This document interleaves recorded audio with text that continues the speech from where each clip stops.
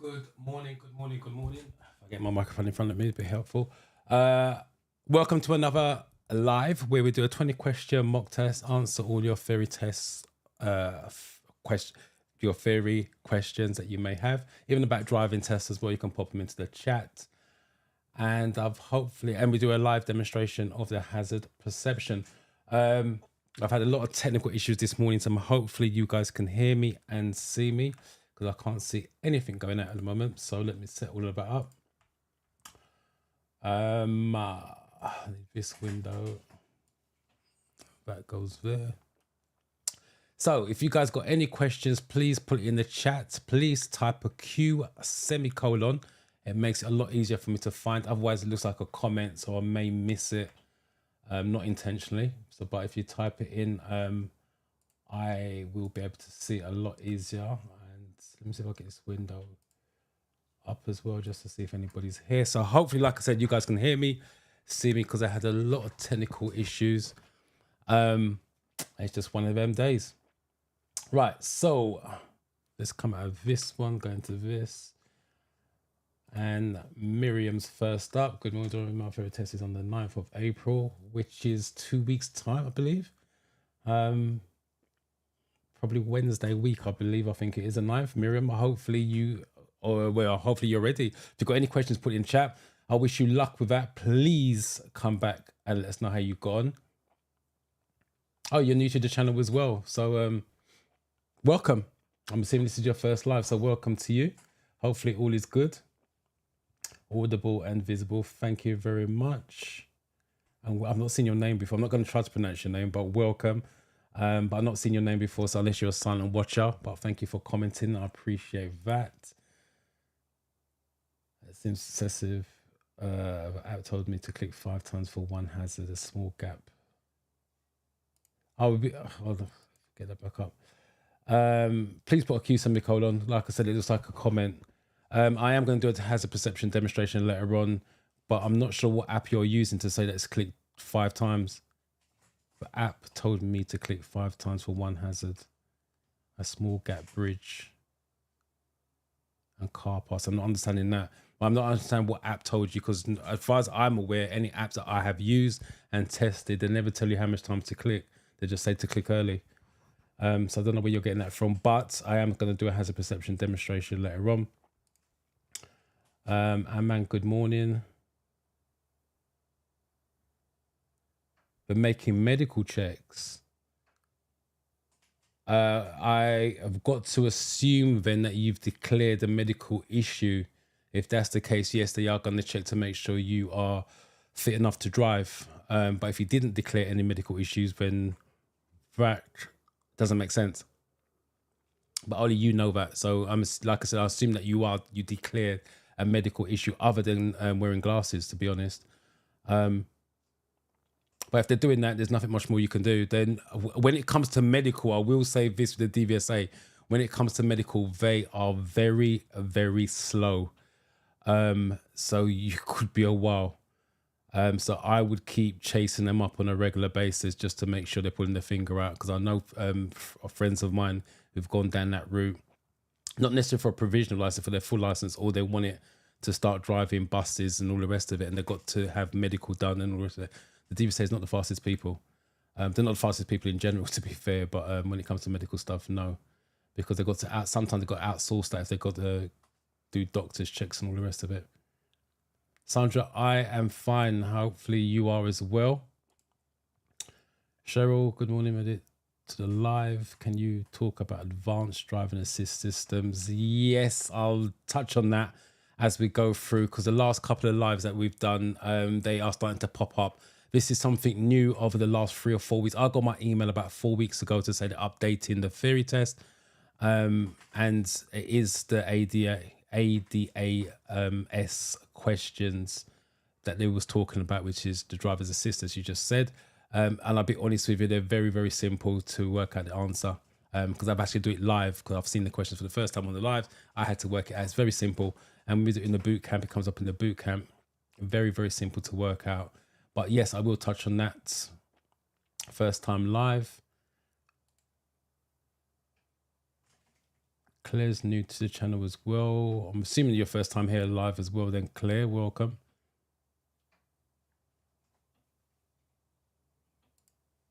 Driving test official app. It gives you 10 answers after you complete the questions. I'm not sure if you're asking a question or making a statement with that. Driving test official app. I'm assuming you mean the DVSA app, because that's the official one. I'm not understanding what you mean by it gives you 10 answers after you complete the questions. I know the DVSA have got a forgot what they call it, Learn to Drive. They've got running some campaign. Maybe that's what you're talking about. But I can't comment. I don't use the DVSA stuff. I'll stick to driving test success, otherwise known as 4-in-1. So I can't really comment on the DVSA because I don't use it. But I'm not sure what you mean by it gives you 10 answers after you complete the question. If you want to explain more on that, I can try and help you out with that. Anastasia, welcome. Miriam, welcome. Right, let me test on the 9th of April. I think you mentioned that before. If you've got any questions, please type it in the chat. Right, mental health. Yeah, it's going to take a while.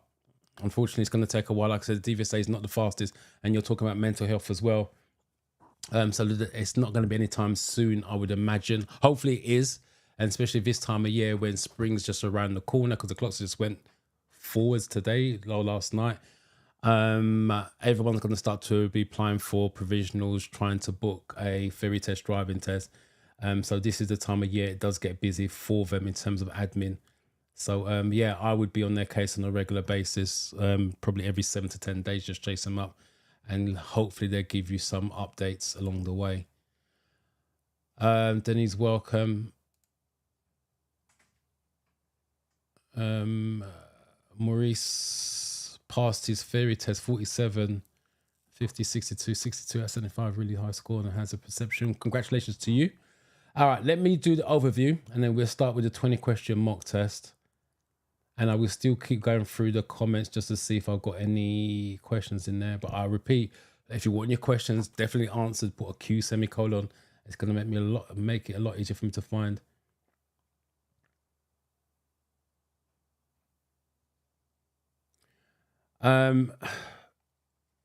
Right, Gabrielle, I had my test last Monday, failed 42 out of 50. So you got 8 questions wrong and 57 out of 75. Right, so has perception sorted. I got my other test tomorrow morning. See, I'm not a big fan of this. I don't know you, so I don't know what study you've done since tomorrow morning. So that's literally 7 days between the tests. The reason why I say this, because a lot of students get 42, 41, 42, and think I need 1 or 2 to pass. In your case, 1 more to pass. And you've told your brain that I only need 1 more, so that's why you booked your test for the following week. What happens is you study to get the 1 question. And then what happens when you go for another test, because it's different set of questions when you go back, and you still end up with a similar type of score and you'll fail again. Hopefully it won't be the case in your case, but the reason why I always say if you got 42, you got 8 questions wrong, not 1 to pass. It's 8 questions wrong. The reason now you should go off and study to get those 8 questions right, which means you study the categories of questions you got the questions wrong in. Because when you go for another test, which I'll do in the overview in a minute, it's going to be a different 50 questions. So let's just say, for argument's sake, road signs is common. You got 4 road signs wrong. You now go and study to get the 1 question right. In other words, study the road signs because you got 4 wrong. When you go back, there's only 1 road sign, but 3 motorway questions. There's 5 documents, but you neglected that, which means you get the same result as in a fail. So your test is tomorrow, so you can, I would look at, if I was you at this point, like I said, I don't know you, so I don't know what studying you've done. You may have studied like your A levels, I don't know. If you haven't, I would look at your paperwork they gave you last Monday. Look at the categories that you got the questions wrong in, especially if it's 3 or 4 in particular one category. If you got 8 questions wrong, that's going to be at least 5 categories, which is a third of the categories, and try to brush up on that between now and tomorrow morning. and hopefully you get the result that you're looking for. But I'm not a big fan of someone failing just because they failed by one, rushing to book another test straight away. I would study first and then book the test. But as I said, you may have done that. All right, let me do the overview, and this will sort of make more sense with what Gabriel just said. What am I looking for? Screen share. No, I'm not looking for multiple choice. Yeah, it's one of those mornings. Right, your questions. When you go for your test, it's 50 questions. It's multiple choice. It's made up of 14 different categories. This is what I was trying to say to Gabrielle. Your categories, your questions are made up. So your questions are drawn from the 14 categories. So it could be a mixture of anything. So like I said, 2 motorways, 4 road signs, 5 vulnerable road users, and so on until 50. So when you go for a different test, if you have failed, it's going to be 50 different questions. If there's 10 of you in the room, it's 10 different tests going on at the same time. No one person, no 2 people do the same test. It's always going to be random. And that's the reason why I always say, understand the questions, understand the answers. So no matter how it's worded, what questions you get, what categories you get, you're sorted with that. The time that you have is 57 minutes. You need 43 out of 50 within the 7 minutes, 47. Try again.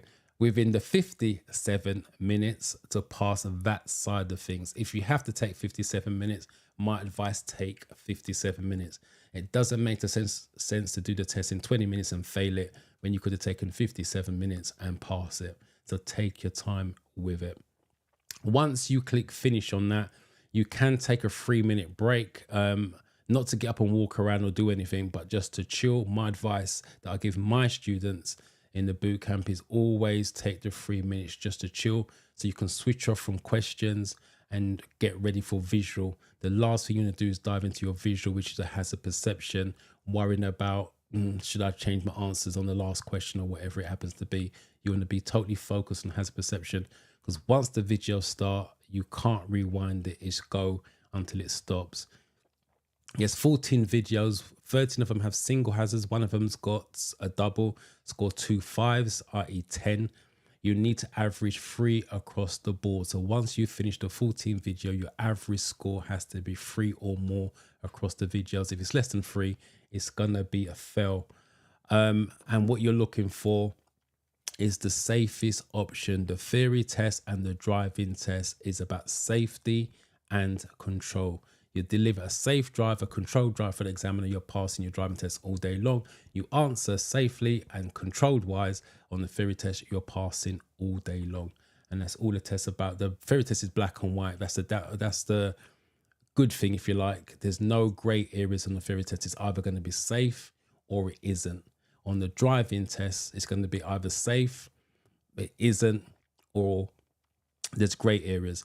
You have to turn that gray area into safety on your driving test. So hopefully your instructor's showing you how to make your own decisions in terms of safety. So hopefully that makes sense. Let me just catch up with some of the comments and then we'll do the 20 question mock test.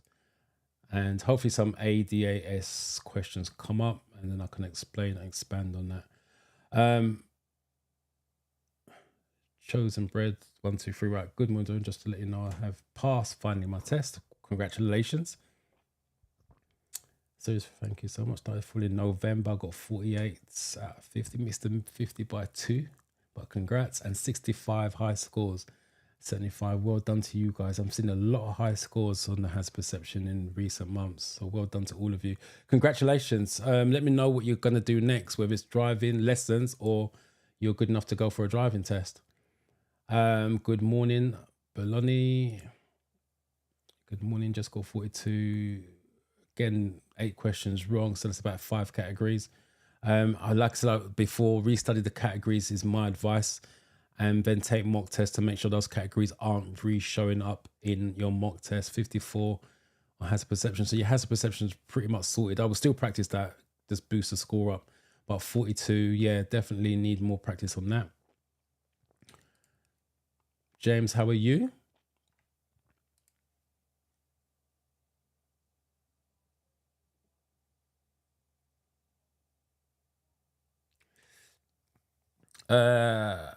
Can you briefly summarize the function of a clutch? of a car is. In simple, I'll tell you what I can do if my iPad shows up, because I had technical issues this morning and I didn't get a chance to test it. Right, let me quickly answer this question because it comes up in the boot camp. And it's mass, especially if you guys are doing, especially for you guys who are not doing manual. Because in my experience, people who are not doing manual struggle with gear questions and clutch questions. The clutch questions is about coasting. Why is coasting a bad driving technique? It's going to be one or two answers: lack of control or lack of braking control. But I'll show you what the clutch on a manual makes the car move. That's what the clutch does. That's basics. The clutch makes the car move. But if I can show you my diagram, and hopefully, so this is going to be beneficial to all of you guys taking driving lessons in a manual, and for those of you doing auto, the theory test will make it clear. I'll leave that on screen. iPad, right? So that's a basic picture of a clutch. So you've got two plates, one connected to the engine, one connected to the wheels. Every time you bring the clutch up, they touch. When you put the clutch down, they separate. So that's the basic stuff of a clutch in a car when you're driving. So when you start the engine, the gas makes the engine go faster, not the wheels. It makes the engine go faster. And then when you go into first gear, which is your power gear, which is also a theory test question, which is the most powerful gear in the car, it's first and second gear, your power gears. When you bring the clutch up to find the biting point, that's when the two plates start to touch. And then that's when the car starts to move. So you can see the engine plate making the wheel plates turn.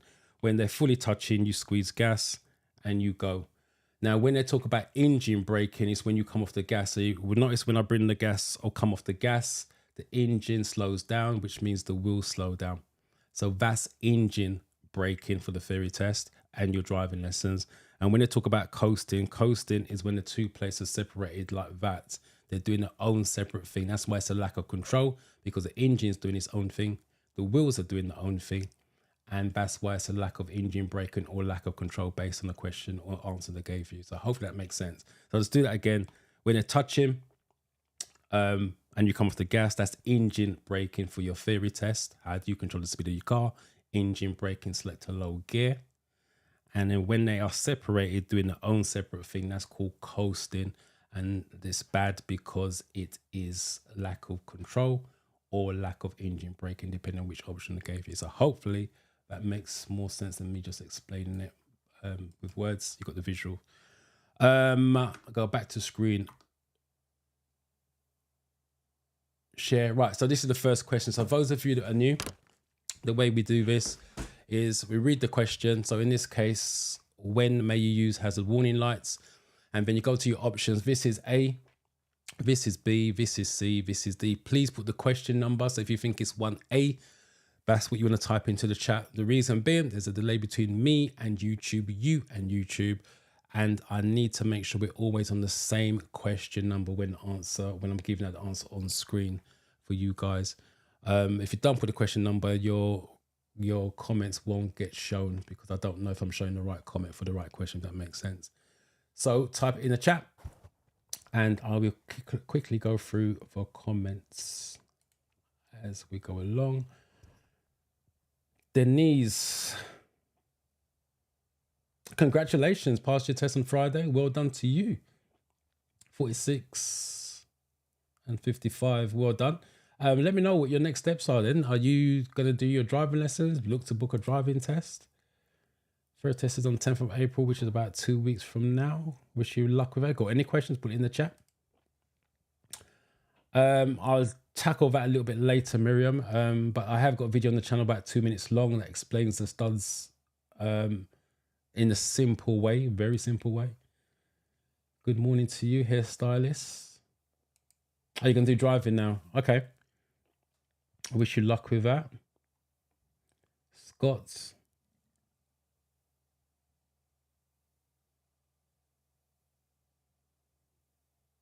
Okay, all right. So at least you're taking accountability, which is nice.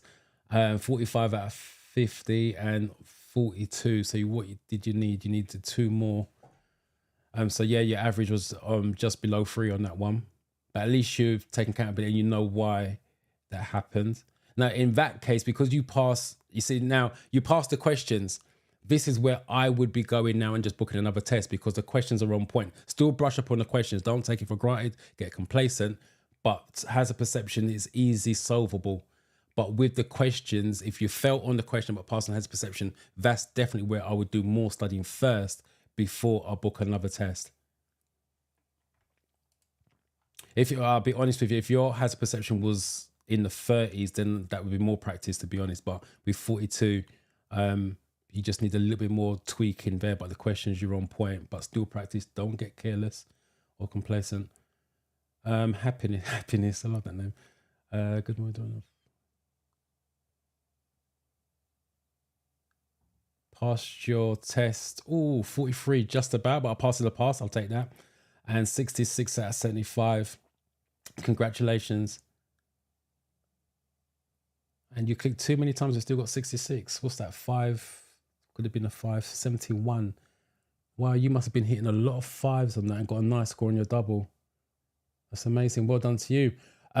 Again, this is what I do with my pupils. If they get a low score on a theory test, I'd always say to them, look at the categories you got the questions wrong in. The reason why, because you need that knowledge, especially for my students, because they're doing a 5-day intensive course in terms of the driving as well.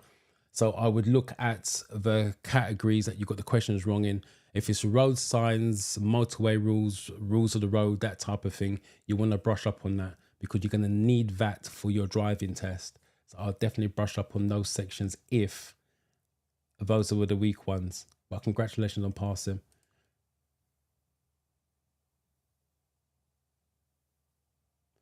I'll come back to that. Let me get some of the answers on them. Right, let's look for the ones.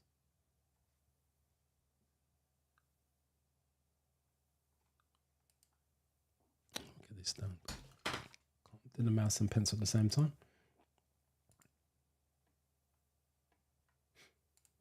Welcome.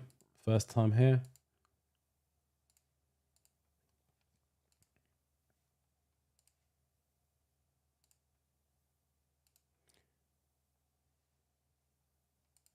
Right, mostly if you got Marissa. Hello, how are you? Mostly if you've gone for 1B. I got to assume B's correct. In the majority when driving the motorway with traffic behind. Yeah, it's got hazard in the answer. Sometimes again, if you look for clues, stay calm enough on your test. Don't panic and freak out. You got hazard here and hazard here. So there's a link. I'm not saying it works all the time, but you've got to, like I said, if you're struggling with the answer, turn around and say, right, hold on a minute. If you've got hazard there, it's a possible it could be correct. You're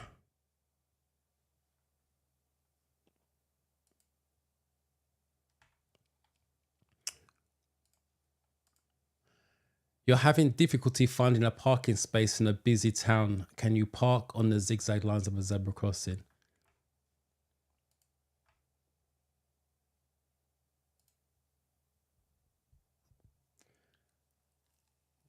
I'll cover the studs, but if you said you studied for me for 2 weeks and I'm ready, you just need polishing of the color of the studs. The studs is not going to make or break you on the theory test. There's no way on earth you're going to get 7 stud questions on a theory test. That's, 8 questions because if you need 42, you need 43 to pass. There's no way you're going to get 8 studs questions. So if you feel that you're ready, the studs is not going to make or break you on that. And I'll be honest with you, I've been doing it for years. It's very rare to bring up the stud questions on a theory test. They do talk about studs. I'm not saying they don't talk about studs, but they're not going to talk about it 7 or 8 times in that side of things. So if you're ready to go, don't stress and think, oh my God, the stud questions are holding me back. That's not going to make or break it. But like I said, I will cover that at some point. I'll leave your comment there so I can see it. Sam, silent watcher. Thank you for breaking your silence. Oh, well done to you. Passed your theory test. Congratulations to you. And you get, 49, Mr. 50 by 1. That's a shame. But well done for passing the 57 and 75. Congratulations, Sam. Let me know what's next. Driving lessons? Are you looking for your driving test? I'd love to join your students. How do I join? If you're talking about the boot camp, you're saying you're ready to go. You just said to me, "Here, look, I've studied for 2 weeks and I'm ready. Just need polishing of a color of the studs." If that's the case, you don't need the boot camp. The boot camp is for someone who wants to pass in quickly, fashion because it's 5 days. Someone who's struggling for the theory test, taking it on multiple occasions, learning disabilities, someone who's never started the study and just wants to be guided straight away. But if you're good to go, the boot camp isn't for you. I'm not about taking people's money. I'm here to help you. But you're saying you're good to go. That's me taking your money if that's true. So the boot camp isn't for you. But if you want to join, there's a the link is in the description, I believe. And there's a certain scene that I do. I want to change it back, and there's a QR code. So when I go to that scene, then you can scan the QR code on that. Right, we're on 2. Let's find the 2s.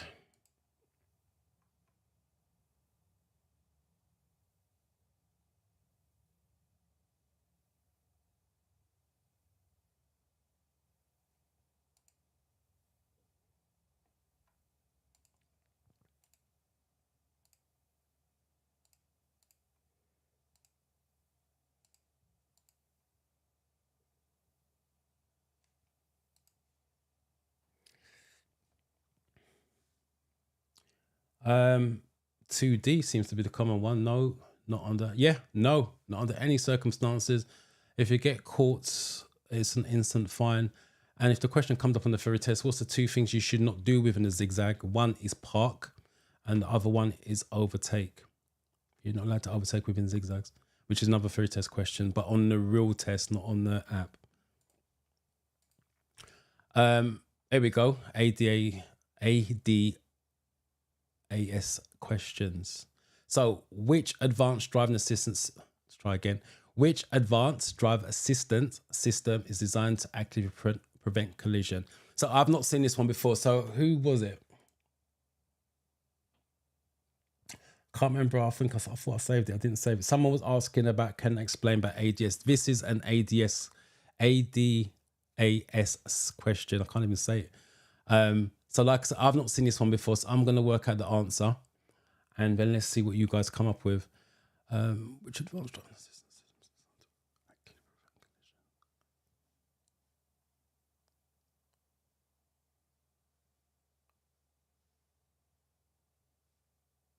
Okay, I've got my answer.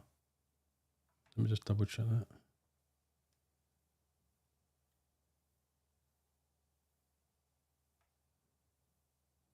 Okay.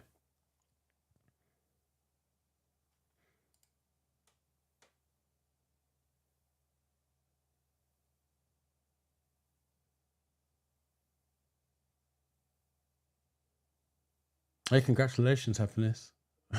It matches your name, how you must be feeling at this point in time.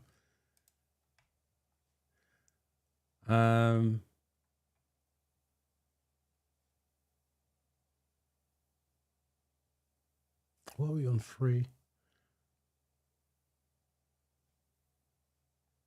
Lydia, you. Good morning to you. Don't worry, I appreciate you being here. With the clocks going forwards as well. Some of you still not putting a question number, by the way. I'm just seeing letters, but I don't know what that letter's relating to, whether it's this question or the previous one.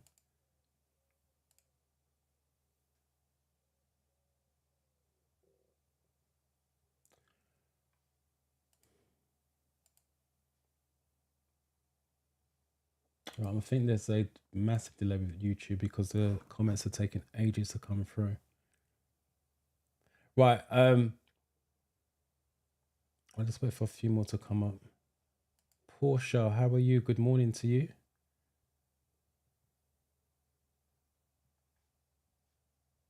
Right, yeah, they're struggling to come through, so I'm assuming there's a problem with YouTube. So let me just check behind me. I've got the stream on. It's going out steady. All right. As I said, I can't remember who it was. I wish I thought I saved the comment. Talk about driver assist. Driver assist is just basically the stuff in modern day cars that helps the driver drive safer. If you have it on your car, it's funny enough, the last 2 weeks with my pupils, they was discussing it with me because they both had their own car, and he was talking about reverse cameras and stuff like that. If you've got those equipment on your car, you can use it on the driving test. You still have to put your input in. So for example, if it's got reverse cameras, you can't just sit forward and watch the reverse camera as you're going back. You still need to do all round observations, including blind spot. But any driver assist equipment you have on your car, you can use it, but you still have to put the human element in to make sure it stays safe. And as I said, from my experience, for the last 2 weeks, when we've been doing the lives and in the boot camp, when the questions come up, they're very easy to work out.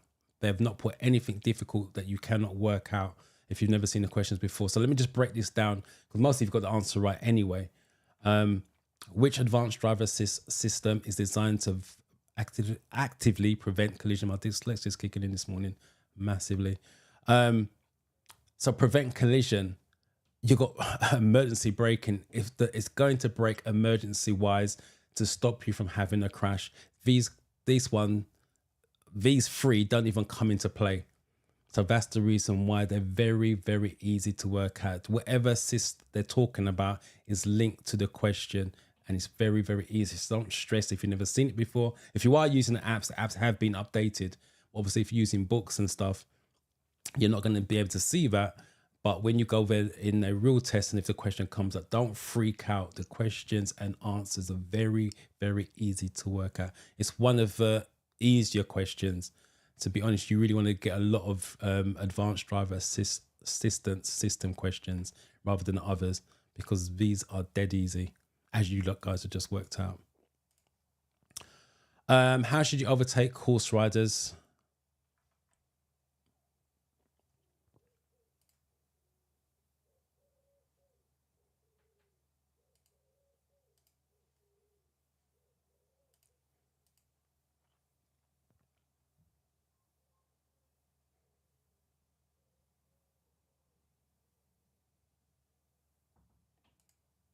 Sam, you are welcome. You are most definitely welcome for that. Again, congratulations on passing.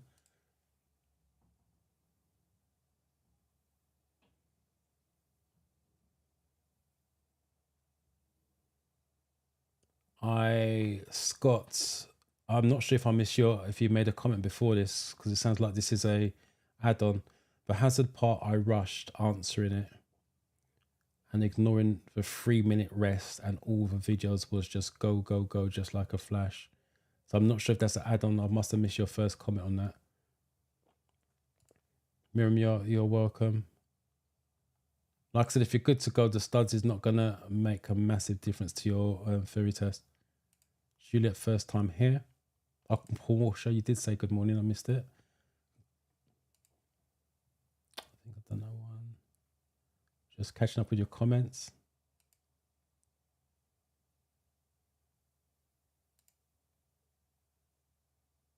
Juliet, if you've got any questions, put it in the chat.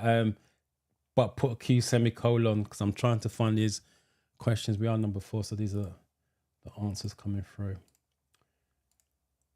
And most of you are agreeing this morning, but some of you still not put in the question number. Right, 4D seems to be the obvious one. How should you overtake a horse? Drive slowly and live. Yeah, it's always going to be drive slowly. With horses, cyclists, and lorries, the answer is always going to be drive slowly, leave plenty of room, hold back, be patient, wait, whatever option they give you. It's never going to be overtake, pass them, go closely, accelerate, pass. So horses, cyclists, lorries are always going to be the same options. Hold back, drive slowly, plenty of room, be patient. You're invited to a pub lunch. What should you do if you know that you'll have to drive in the evening?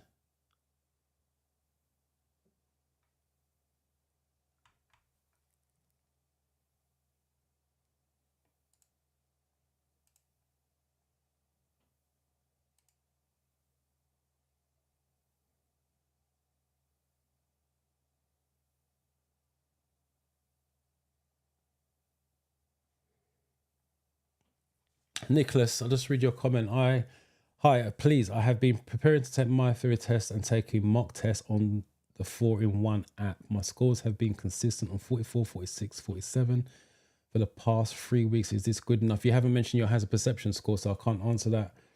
Based on your mock test scores, yes, I will add for everybody, just because you're passing a mock test on any app that you are using consistently, it means you're good to go based on your scores, but it doesn't guarantee that you're going to pass the real test. Two reasons. One, I say about 50% of the students that I contact me either via YouTube, WhatsApp, email, blah, blah, blah, says the same thing. But what they've done is memorize the answers, which means when you go for the real test and it's worded slightly differently, your brain is now screwed, basically. That's what it comes down to.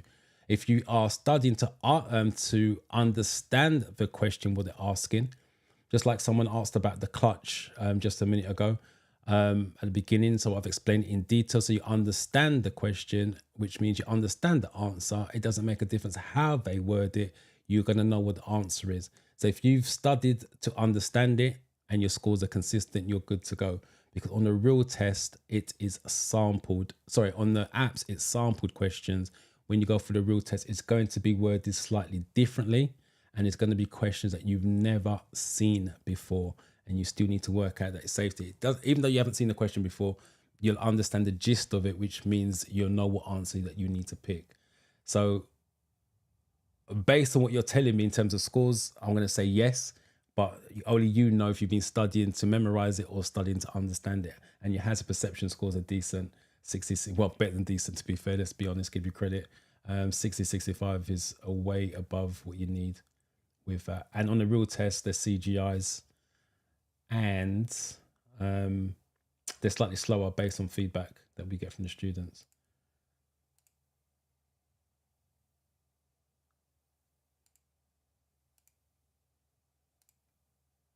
So hopefully, Nicholas, that helps you out.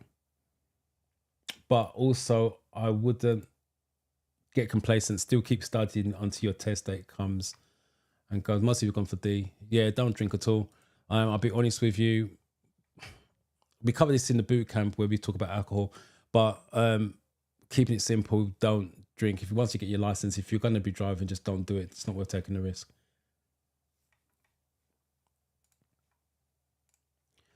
And just in case you didn't know, you're on 2 years as a new driver. You're on 2 years probation as well. So get 6 points or more, you lose your license. Cycle lane marked by a solid white line is in operation. What does this mean for a car? So always look at the image and see, because sometimes there's clues in there, and then go to your options. So always read the question, look at the image, pick up the information, and then go to your options with that.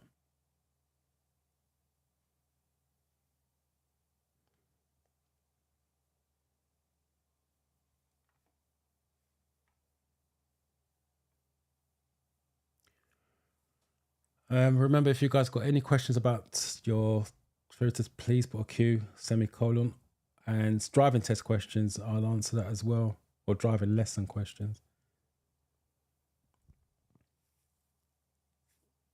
Woman 6.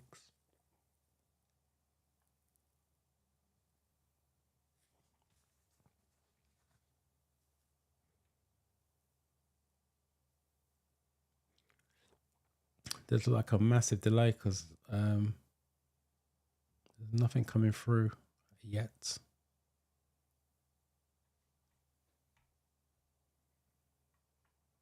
Go back to the comments, see if I've missed anything.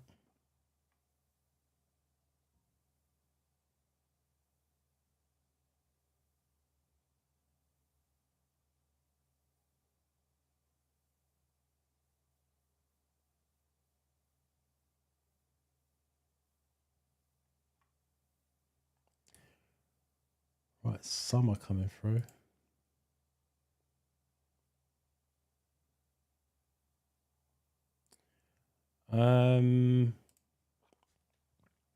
I recommend the 4-in-1, which is known as driving test success. But not which is known, it is called the driving test success. It's known as the 4-in-1. The reason why I recommend it because it's what I use, so I know it brings results. I'm not saying that others are bad in any shape or form. It's just that I don't use it, so I don't recommend stuff that I don't use. That's the reason why. So that's one I would recommend. and go for the paid version. I believe it's still $4.99, which is value for money because you can still use it after you passed your theory test. It's got driving stuff on there for you guys as well, so you can brush up on your driving as you're taking lessons. So you're going to use it beyond your theory test.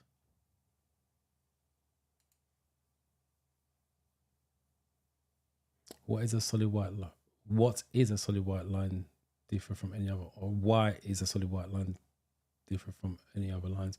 Solid white lines means you can't cross it. That's what that means.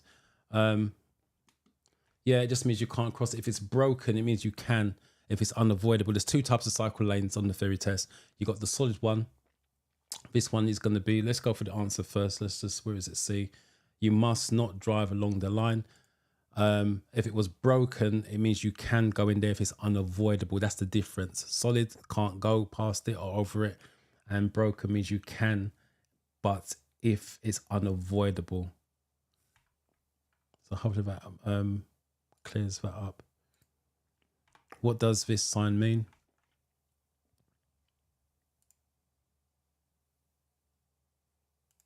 Nicholas, you're welcome.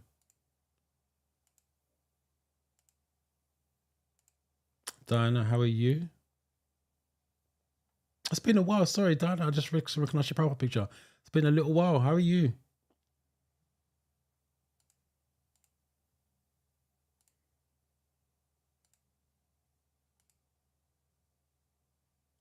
I believe last time you was here, you was taking driving lessons.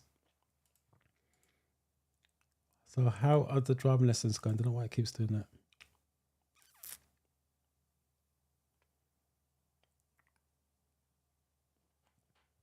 There's a massive delay between, like I said, YouTube. For some reason, it's really, really, really slow this morning. But then again, don't surprise me with the technical issues I had. So I'm waiting for your guys' comments to come through.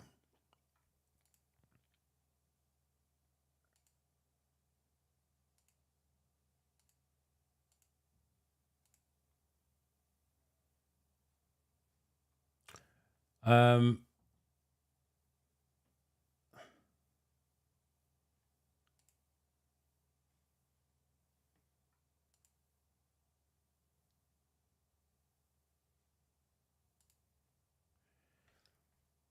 7A is a common. Triangles, just in case you didn't know, is warnings. So it's warning you of cycle route ahead. As a driver, you do need to know if cycle routes ahead because you're obviously going to come across cyclists. So that's the reason why. And again, that's the link between the two. What do these zigzag white lines mean? Again, always look at the images. And this is just rewording of the previous question we had about zigzag. This is what I'm talking about, how they just reword the question. And if you got the previous one correct, then there's no reason why you shouldn't get this one correct. But if you got the previous one wrong, then if you didn't learn from mistakes, you may get this one wrong. And this is why I stress again, understand the question, understand the answer, because no matter how they word it, the understanding is going to be there for you.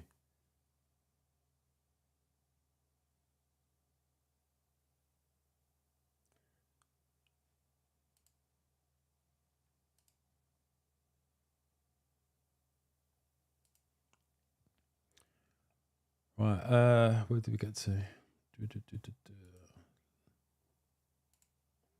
Noah, welcome to you.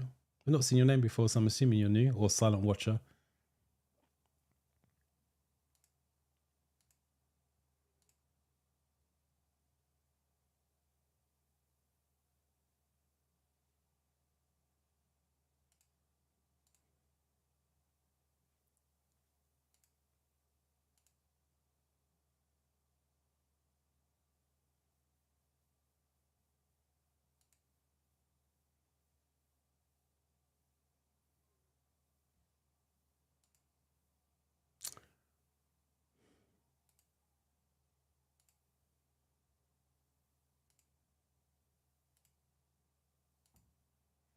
Diana, welcome to you.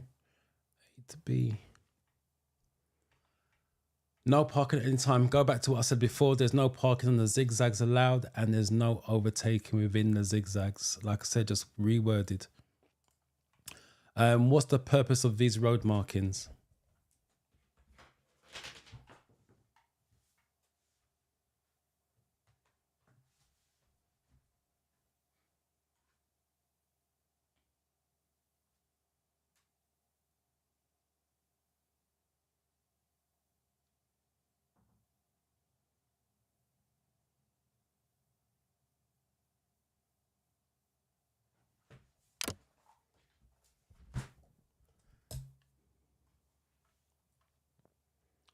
Let me just deal with some of these comments.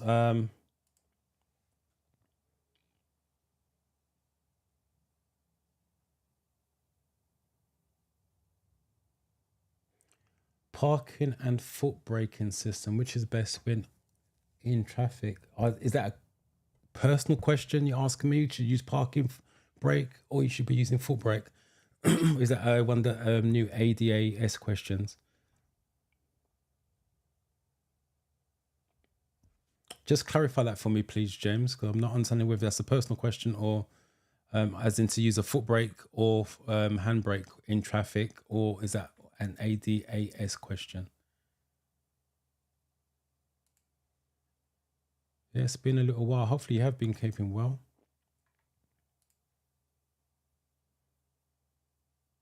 You failed it twice, but not giving up. Well, that's great. You're not giving up. Was that still at Sid Cup? Was it? I think it was Sid Cup you was taking it, I believe.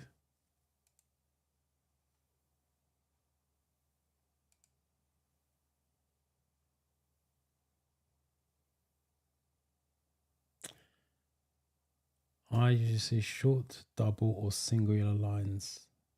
Short, double, singular lines marked on the pavement. Can you explain? Yes, they're loading. They're for loading and unloading, but they're normally for commercial vehicles, for vans and lorries, not for you guys as drivers. But they're if you see the lines on the pavement, they're for loading and unloading. That's what it's for. What number? We're number 9.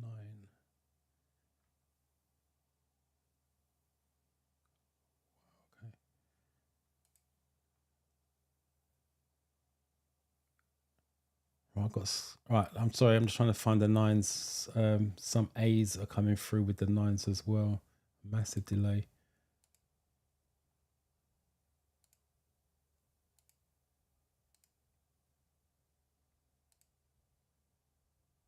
I've got a D here. I've got mostly B's and a D.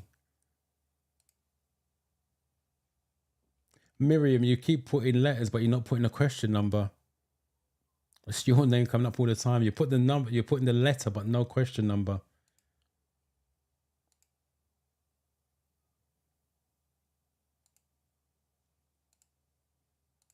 Right, 9B's common, but there was also a D. Let's take a look at D to allow. No, that's what you see people do. It's wrong to allow parents to pick up or drop off children safely. No, it's wrong because that, like I said, you see them doing it and it's illegal. They should not be doing that. It's actually to make sure children can see and be seen when they're crossing the road safely. So when the children are crossing the road, because there's no cars parked up, any motorists coming down can see them clearly and the children can see the road clearly. That's what it's for. When may front fog lights be used?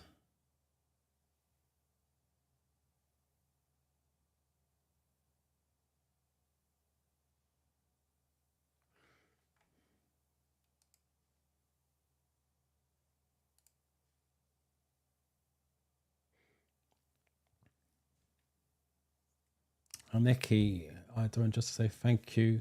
My wife watched loads of your videos for her test and she smashed it first time. Recommend same to me. And I passed second attempt after watching your videos. Congratulations to you and your wife. First of all, for both of you watching the channel, and you come and let me know that both of you've passed. I appreciate that. Let me know what you two are gonna do next. Driving lessons or driving test. But congratulations on passing.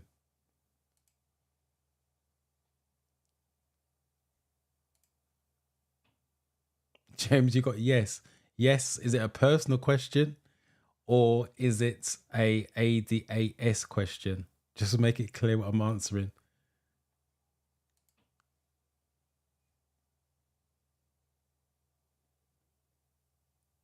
Okay. That kind of makes sense. So I'm assuming you're going to take the next one at Belvedere then. And did you go Belvedere or Erith and Belvedere? Because there's 2. I know you put Belvedere, but is it Erith and Belvedere? Oh, yeah, it must be a duh. If it's Erith, it's on its own. Yeah, Erith. So you must have went Erith and Belvedere. I would, if you took it there, I would Try to stick there. Don't change test centers, because once you get to know the area, you're going to be more comfortable in the test, because you took the first one at Sidcup and then obviously you took the second one at Belvedere, 2 different test centers. As much as you should be able to drive safely anywhere, it does help knowing the area, stack the cards in your favor. But try to stick to Belvedere if you can for the next one. I will add as well, not to scare you, the area from Belvedere and Erith is not the best test centers for results wise.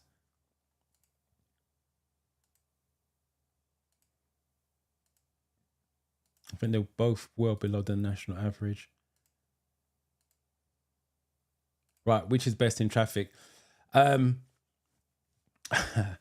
Which is best in traffic? Okay, let me come back to that, because I need to just give you some context to that. While I'm doing that, James, type in which one do you use? Which one do you prefer? You're taking driving lessons now. Okay, brilliant. Right, 10A is a common answer. Yeah, when visibility is seriously reduced, less than 100 meters if you want extra information. What should you do if you think the driver of the vehicle in front has forgotten to cancel their right indicator?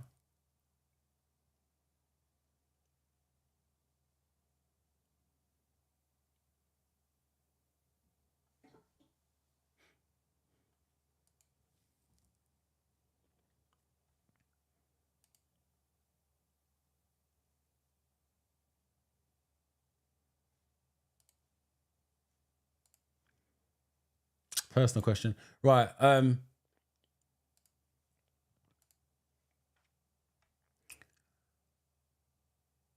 Which is best?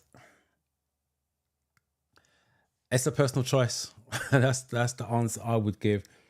When I'm driving, if I can't be asked, then I'm sitting there with clutch down, brake down.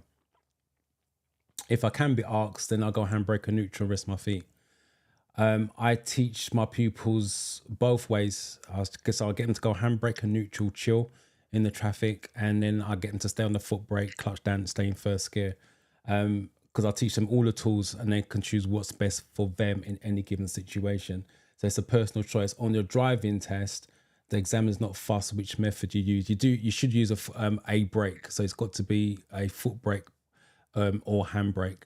But whether you want to stay clutch down, first gear, go neutral, rest your feet, the choice is yours. Which is best? The safest option is going to be handbrake and neutral. The reason for that is someone hits you from behind, the handbrake is still on. It's going to stop you from going to the back of, or reduce the risk of you going to the back of someone else. Whereas if you sit there with foot brake down, clutch down, and someone goes in the back of you, it's impossible to stay on the foot brake.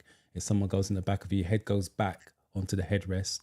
Another theory test question: what's the headrest for? Stops you from getting whiplash, and your foot comes off the foot brake, which means you're going to go flying into the back of the car in front of you.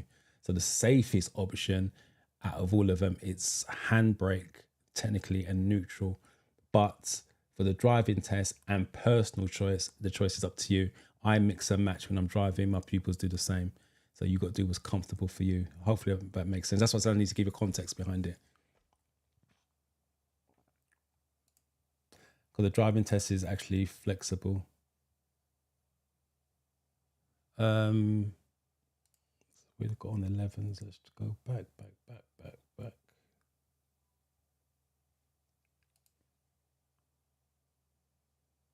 Right, here's the first one.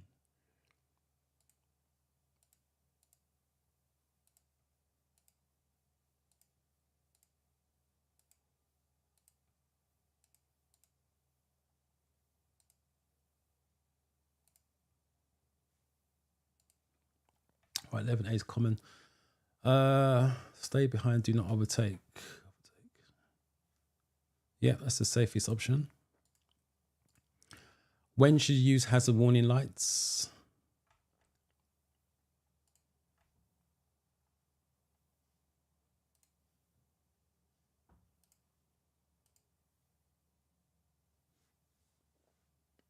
Okay, you're going to stick to Belvedere.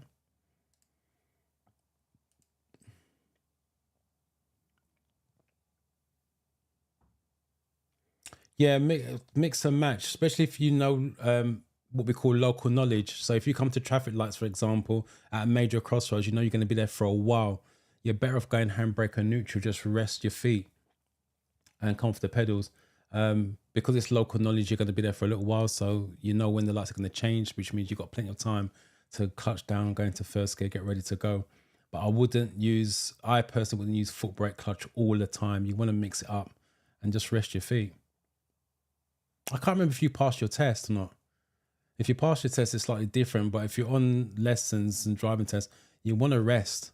You literally want to rest your foot because your leg's going to be shaking when you're nervous anyway. So if you can come to the clutch from time to time, just chill out, relax. But if you pass your test, then obviously the choice is yours.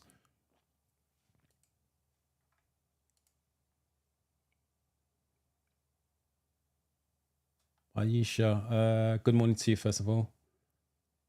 Pass your test on Friday, 47 out of 50, 59. Thank you for the videos. You're welcome. Thank you for coming to the live. I've not seen your name before, so I'm assuming you're new or a silent watcher, but thank you for breaking the silence and letting me know how you got. And if you're still here, let me know what your next steps are. Are you taking the driving lessons or you looking to take driving tests, a driving test? James, you're welcome.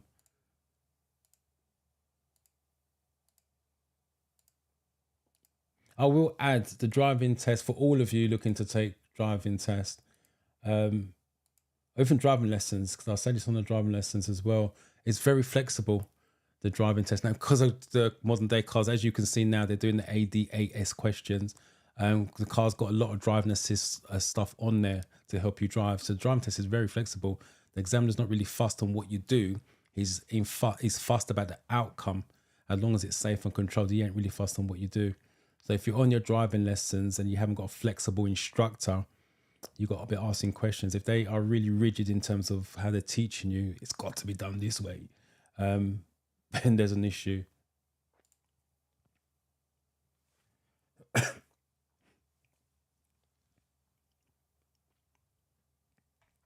Right, 12B seems a bit common one. Yeah, you're an instruction. So what has the lights on, let people know. You're driving along a motorway and switch on another I can't even say ADAS question. You're driving along a motorway and switch on adaptive cruise control. What are you now allowed to do? So I've not seen this one before. I've seen something similar, so this is worded differently. Right, let me work this one out and see. Right.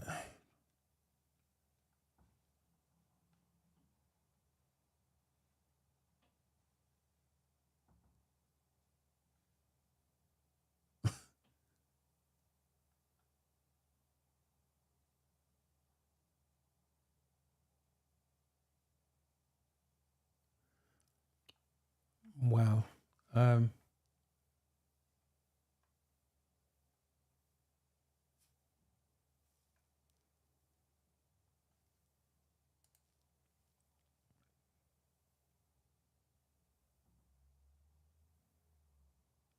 brilliant. Like I said, I appreciate you breaking the silence because it's nice to know that people are actually passing. So thank you for letting me know. And I hope the lessons go well with you. Just out of interest, Aisha, what area are you in? What area are you looking to take your driving lessons? 13. Charles, good morning.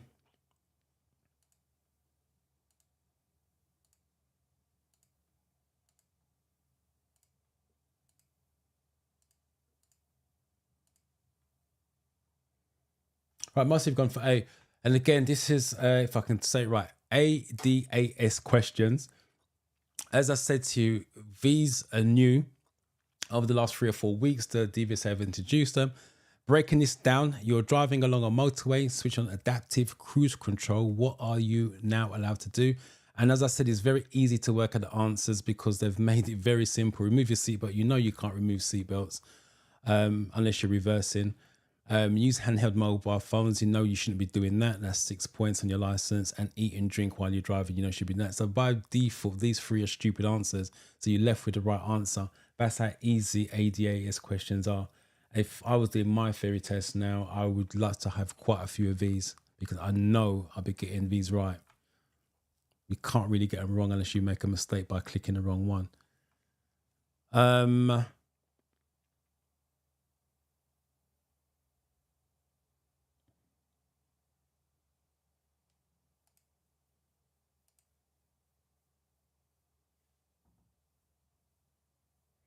Do you know what? I had a funny feeling you're South London. I thought you'd be more Peckham. I don't know why. But that's why I asked the question. I figured you was in South London, but I thought you'd be more like Peckham side. But Lewisham ain't a million miles away from Peckham anyway. Don't know why that was. Weird feeling.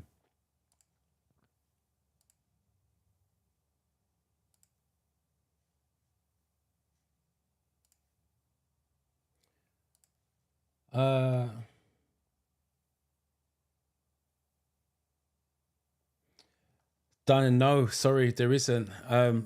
Everybody is trying to find, especially this time of year now, with spring coming and summer just around the corner. It's only going to get worse in terms of the waiting time. Because, like I said, the kids when they break up from college and uni, they're going to want to be taking driving lessons, book a driving test.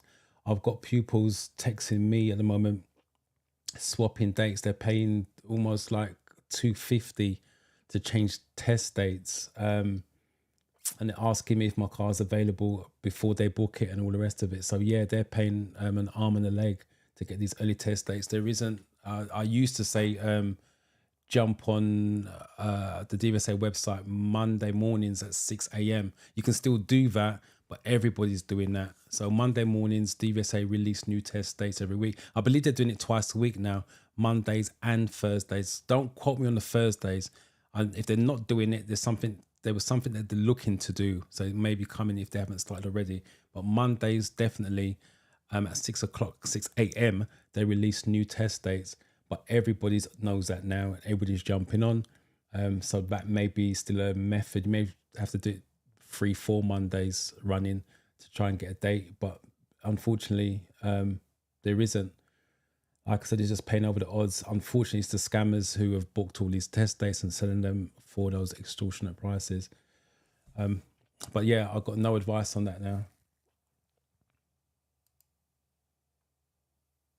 Yeah, I used to live in Peckham. That's the reason why I said that. Like I said, Lewisham's literally just down the road. Driving wise, anyway, just down the road. Right. So, did we answer that question? Yes, we did. Check road signs.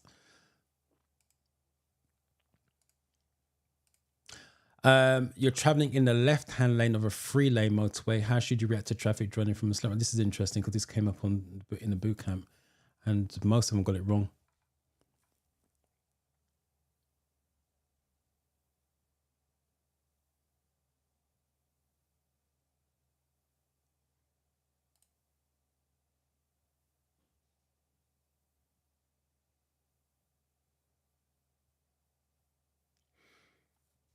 Manna, welcome. First time here.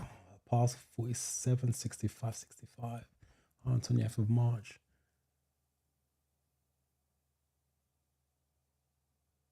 4 videos was cancelled and still got 42. But at least you went again, which is the main thing. So this is what I was saying to somebody else. I can't remember who it was. On the 20th of March. So Amanda took a test, had my first test on the 20th of March and got 46.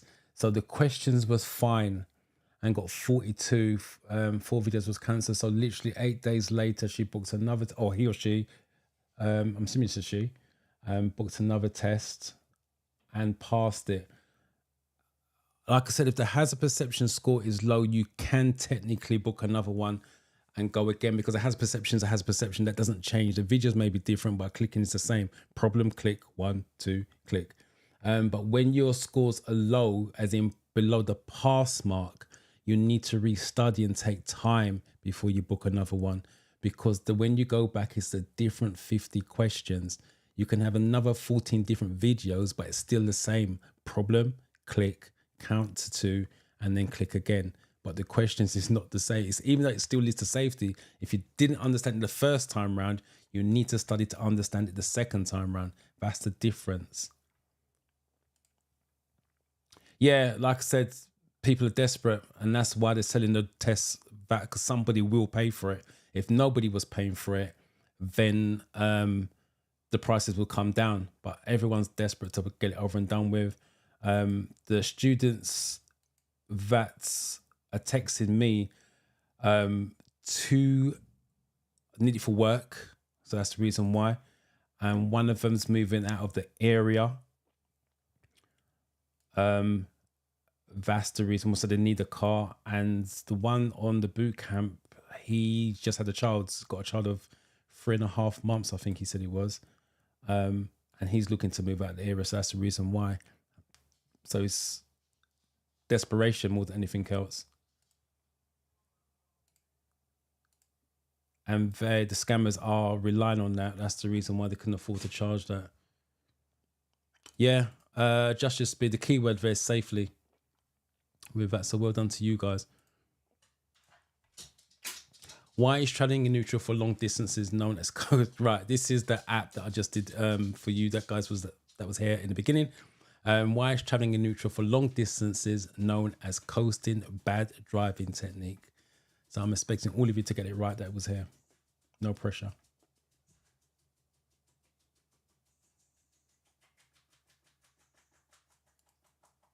I've not seen your name before. Kelly Vlogs Gamer Boy. I like that. Kelly Vlogs. Kelly Vlogs, hello.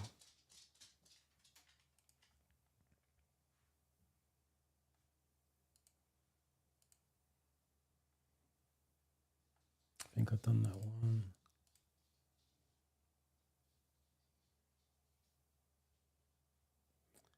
Charles, welcome. Been a silent watcher for a couple of months and you kept your silence. Thank you for breaking it, Charles, and congratulations on passing 49, Mr. Magical 50 by 1 and 60 out of 75 on your videos. That's another high score, so well done to you. Again, Charles, what's your next steps? Are you looking to do driving lessons or driving test?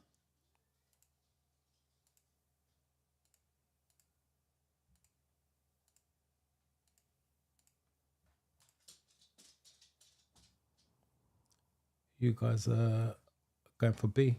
No, engine braking is exactly what I said. Lack of control or engine braking is what they're going to use as the two options. You want to turn right at Box Junction. What should you do if there's oncoming traffic?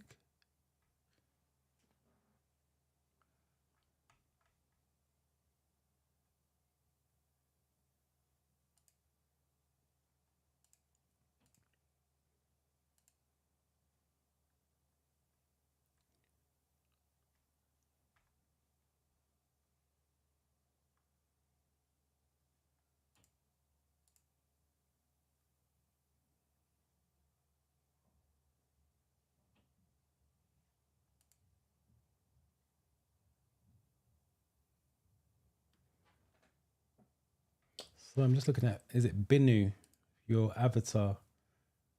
It's colourful.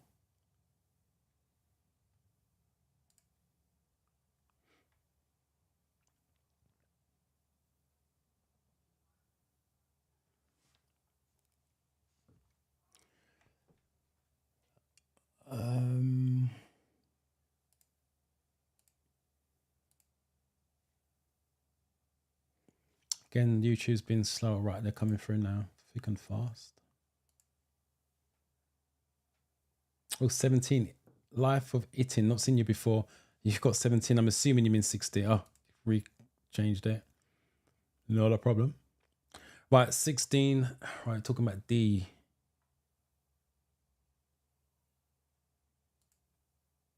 Right, D, what's D? Wait in the box. Yeah. Can't stop in the box because oncoming traffic has priority. Why should you reduce your speed when you're driving or riding in fog?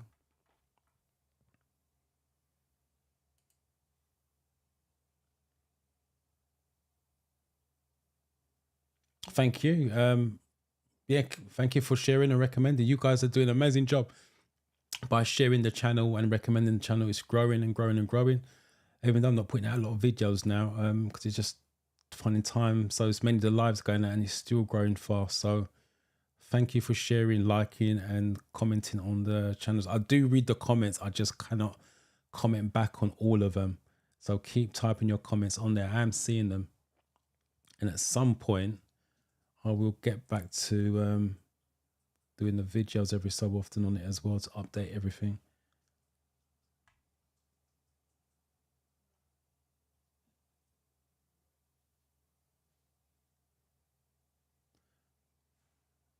Right, let's just finish up some of these 16s.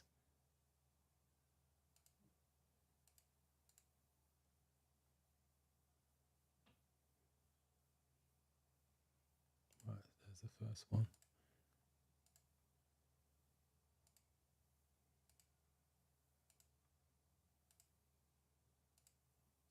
Right, most of you agreeing on A. Why is it more difficult to see? It's fog. Yes, I'm agreeing with that.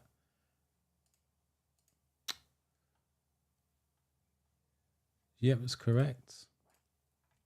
Where may you overtake on a one-way street?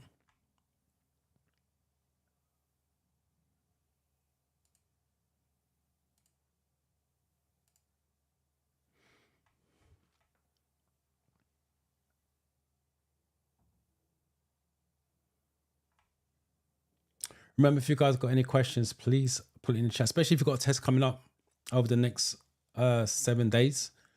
If it's over the next 2 weeks, while you're studying, don't be afraid to write down any questions while you're studying that you're struggling with and bring it along to the live sessions and I can answer it for you. Just like someone did about the coasting.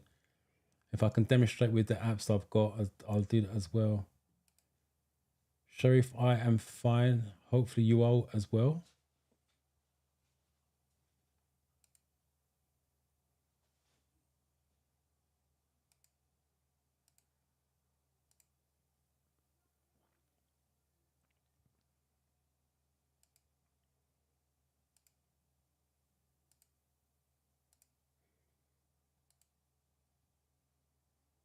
Right, most of you are going for A. So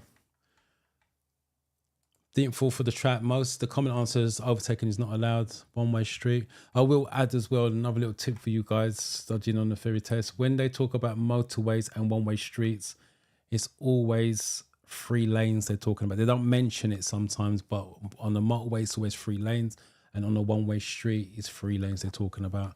That's why you can pass either right or left. And like I said, they don't mention it, so you guys wouldn't know about that.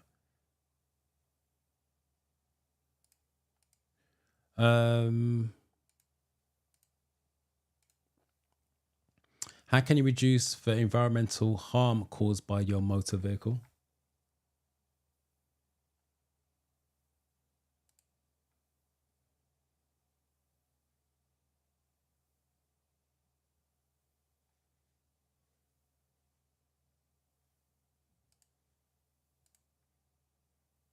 Glad to hear it.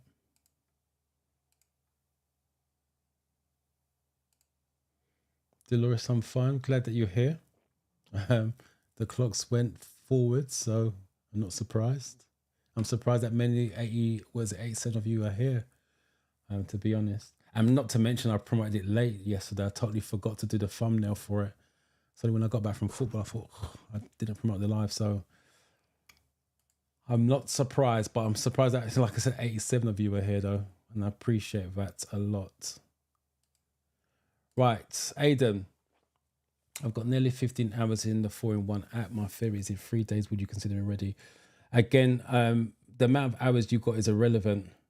I don't know. You just said you got 15 hours. It doesn't tell me what scores you got. You can have 15 hours, but still failing every mock test. I have no idea whether 15 hours is enough for you to be ready because I don't know you. I don't know what you've done. I don't even know what your scores are. You gave me no context. And this is for everybody. Just because you're studying an hour a day, for example, it doesn't mean to say you're ready for a test. It's got to be quality studying. Someone who studies 15, 20 minutes a day, but it's quality and structured, as opposed to someone doing an hour to hour a day and it's just all over the place. The 10-15 minutes is going to be a lot better. So for your question, Aidan, I can't answer that. Just because you've got 15 hours, it doesn't mean say it's quality 15 hours. And like I said, you gave me no context to say if you are passing your mock test or has perception scores. Only you would know that. If it's structured learning and you are passing consistently, then it just gives you an indication that you may be ready. And I notice I'm using the word may be ready. It doesn't say you are ready. Because as I mentioned earlier on, with someone else that asked me a similar question, there's two ways of studying. There's studying to memorize the answers, which is the wrong way to go, in my opinion. And there's studying to understand the questions and answers, which is the best way to go, in my opinion. So you have to ask yourself which one of those you are. And if it's the latter, then yeah, you're good to go. Sorry, 19.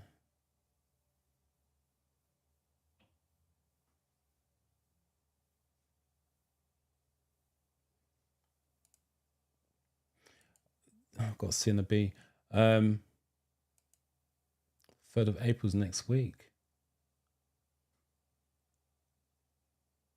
Our guys is on the 4th, I believe. So you're on Wednesday, I believe. I think we got our test on the Thursday this week. So yeah, I think you're on a Wednesday, if I'm not mistaken. Well, I wish you luck with that. Yeah, I got B's and C's on there. So I'm just trying to talk and multitask at the same time. For those of you that are studying for a theory test, it doesn't mean, like I said to you before, you need to be studying quality-wise. You're better off making it shorter, but quality rather than longer and not.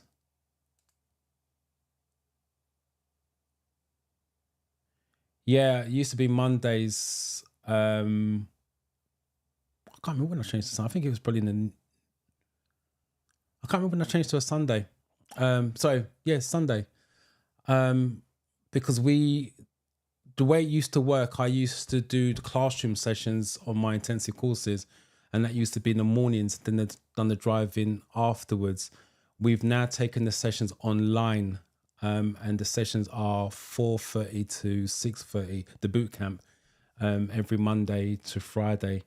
So obviously the live was on a Monday, so I can't do it on a Monday anymore, and I didn't want to lose the live, so yeah, it's on a Sunday now, or because I do the boot camp on a Monday to Friday. But I think maybe from the beginning of January, I think, because we've done the classroom sessions. I think we stopped the classroom sessions early Jan.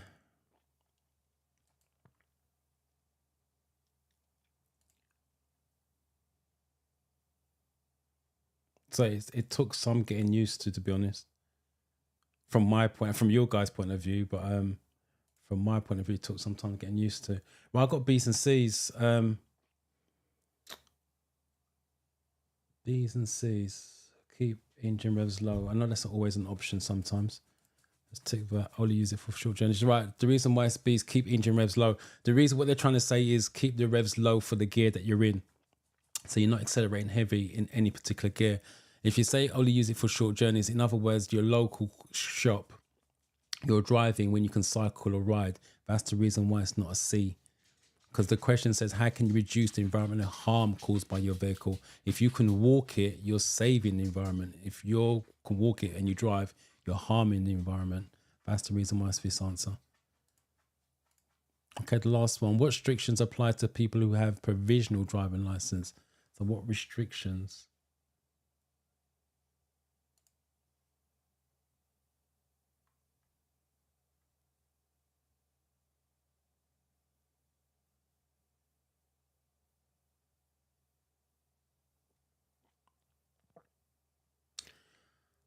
So I need to write this down. I've had previous.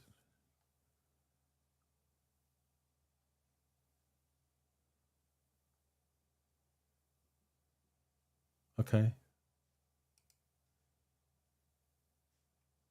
So you got a bit of, well, you got road sense basically with that. Just hopefully you ain't got bad habits.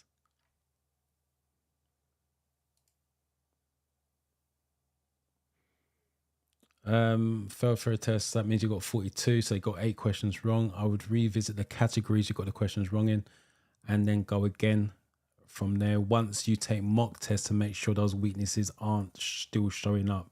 If it's still showing up, you need to keep studying. And just in case you guys don't know what I'm talking about, if you use it, and again, I'm just referring to the app that I use. I don't know if the other apps do this. That's why I can't comment on other apps. When you do the driving test success app and you do a mock test, it gives you, at the end, when you get your score of whatever it is out of 50, it gives you your strongest. If you look at it, it gives you your strongest category and it gives you your weakest category.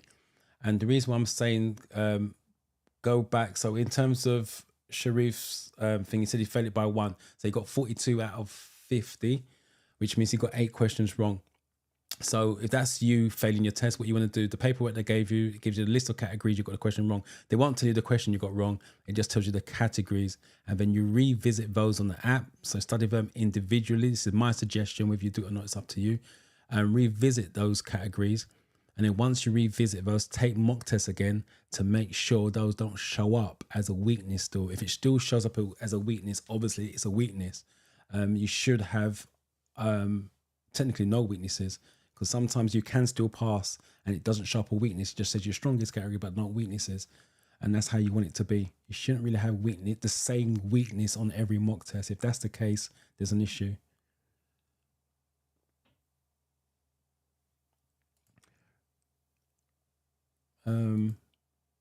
So I'm just trying to find the 20s. Here they come.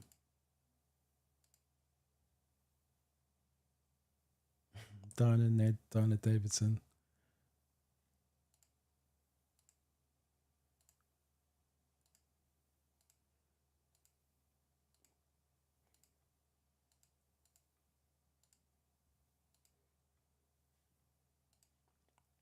Right, mostly C's. Let me just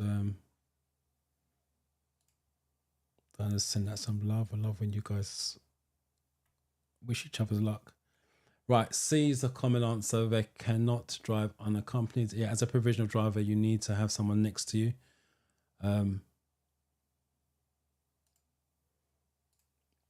Right, I do this every week now because some of you still don't understand when I say categories. As I mentioned at the beginning in the overview, your driving theory test is made up of 14 different categories.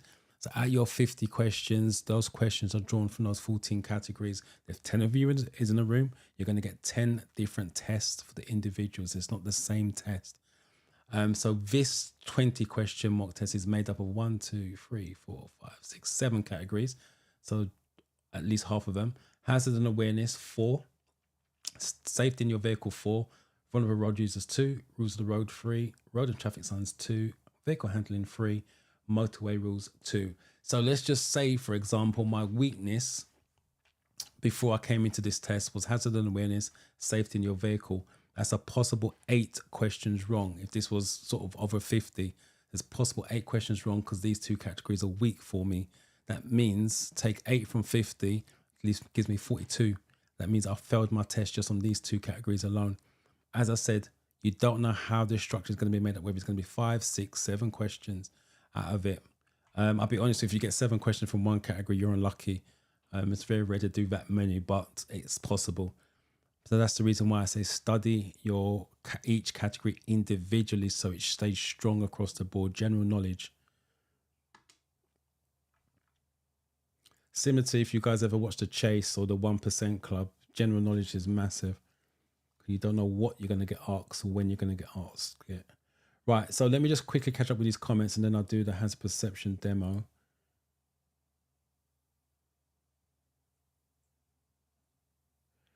That's fine, but like I said, it's got to be quality. 1 hour, do good 1 hour or 2. I'm saying that the boot camp is 2 hours, but it's interactive, the boot camp, and they talk and we ask questions and we have a laugh and a joke. So it's got to be quality. As long as it's quality for you and it's working for you, because everyone's different. Could I study for 1 hour, 2 hours on my Todd doing the theory test? I don't think I could. If it's about gadgets and technical stuff, yeah, because I'm a geek with that. So it's each individual. But like I said, if it works for you, works for you. That's all you can do because everyone's different. That's the most important thing.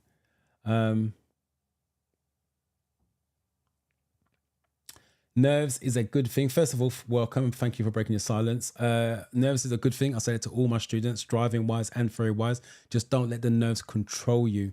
If a pupil says to me they're not nervous, it makes me nervous because you should be. Because the adrenaline, the excitement keeps you focused. But as long as it doesn't make you freak out and panic where you can't think clearly, because that's bad nerves, just control it. But nerves is a good thing. It's the unknown.